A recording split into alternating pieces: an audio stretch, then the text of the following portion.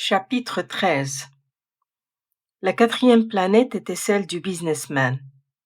Cet homme était si occupé qu'il ne leva même pas la tête à l'arrivée du petit prince. « Bonjour, lui dit celui-ci, votre cigarette est éteinte.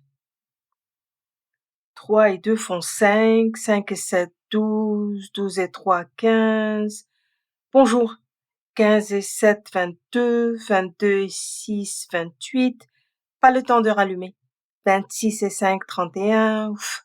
Ça fait donc 501 622 731.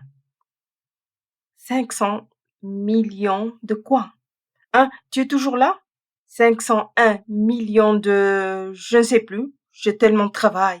Je suis sérieux, moi. Je ne m'amuse pas à des balivernes. 2 et 5, 7... 500 millions de quoi? Répéta le petit prince qui, jamais de sa vie, n'avait renoncé à une question une fois qu'il l'avait posée. Le businessman leva la tête. Depuis 54 ans que j'habite cette planète-ci, je n'ai été dérangé que 3 fois. La première fois, ça a été il y a 22 ans, par un âneton qui était tombé Dieu sait d'où. Il répandait un bruit épouvantable et j'ai fait 4 erreurs dans une addition. La seconde fois, ça a été il y a 11 ans, par une crise de rhumatisme. Je manque d'exercice. Je n'ai pas le temps de flâner. Je suis sérieux, moi. La troisième fois, la voici. Je disais donc 501 millions. Millions de quoi? Le businessman comprit qu'il n'était point d'espoir de paix. Millions de ces petites choses que l'on voit quelquefois dans le ciel. Des mouches? Mais non. Des petites choses qui brillent. Des abeilles? Mais non. Des petites choses dorées qui font rêvasser les feignants. Mais je suis sérieux, moi. Je n'ai pas le temps de rêvasser. Ah, des étoiles! C'est bien ça, des étoiles.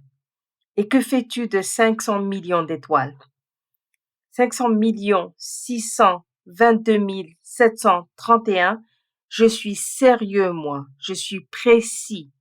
Et que fais-tu de ces étoiles? Ce que j'en fais? Oui. Rien, je les possède. Tu possèdes les étoiles? Oui. Mais j'ai déjà vu un roi qui...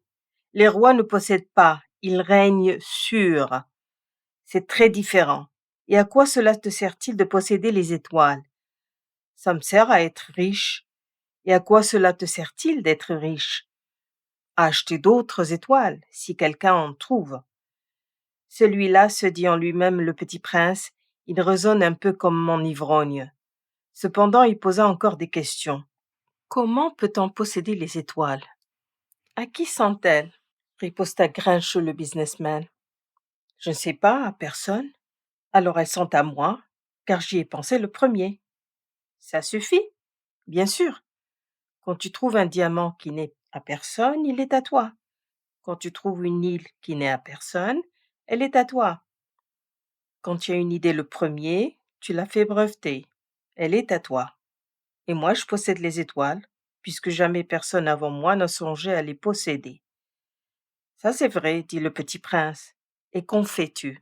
Je les gère, je les compte et je les recompte, dit le businessman. C'est difficile, mais je suis un homme sérieux. Le petit prince n'était pas satisfait encore. Moi, si je possède un foulard, je puis le mettre autour de mon cou et l'emporter. Moi, si je possède une fleur, je puis cueillir ma fleur et l'emporter. Mais tu ne peux pas cueillir les étoiles. Non, mais je puis les placer en banque. Qu'est-ce que ça veut dire? Ça veut dire que j'écris sur un petit papier le nombre de mes étoiles, et puis j'enferme à clé ce papier là-dedans dans un tiroir. Et c'est tout. Ça suffit. C'est amusant, pensa le petit prince. C'est assez poétique, mais ce n'est pas très sérieux. Le petit prince avait sur les choses sérieuses des idées très différentes des idées des grandes personnes.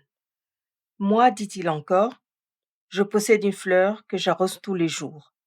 Je possède 3 volcans que je ramène toutes les semaines, car je ramène aussi celui qui est éteint. Mais tu n'es pas utile aux étoiles.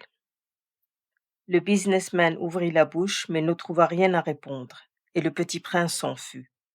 Les grandes personnes sont décidément tout à fait extraordinaires, se dit-il se disait-il simplement en lui-même durant le voyage.